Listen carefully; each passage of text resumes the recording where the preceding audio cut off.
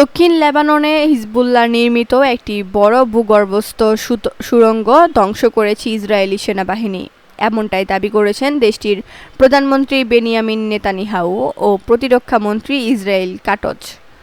বার্তা সংস্থা এএফপির তথ্য অনুযায়ী যৌথ এক বিবৃতিতে ইসরায়েলের প্রধানমন্ত্রী ও প্রতিরক্ষা মন্ত্রী বলেন, সুড়ঙ্গটির দৈর্ঘ্য ছিল ২০০ মিটারের বেশি এবং এটি মাটির প্রায় ২৫ মিটারেরও বেশি গভীরে নির্মিত হয়েছিল।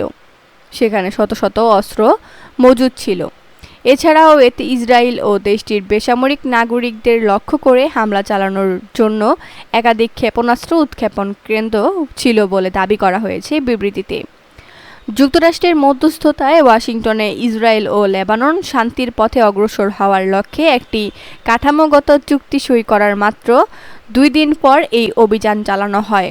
কয়েক দশক ধরে দুই দেশ আনুষ্ঠানিকভাবে যুদ্ধাবস্থায় রয়েছে।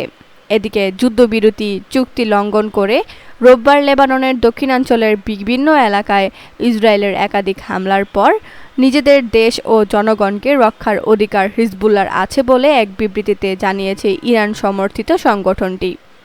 হিজবুল্লাহর দাবি, ইসরায়েল যুদ্ধবিমান দক্ষিণাঞ্চলের নাবাতিতে শহর এবং পাশের মাইফাদুন শহরের আবাসিক ভবনগুলোতে হামলা চালিয়েছে।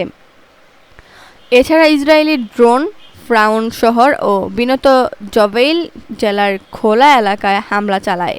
একই সঙ্গে তাইভে ও হাদ্দাথা এলাকার আবাসিক ভবন লক্ষ্য করে বিস্ফোরণ ঘটানো হয়।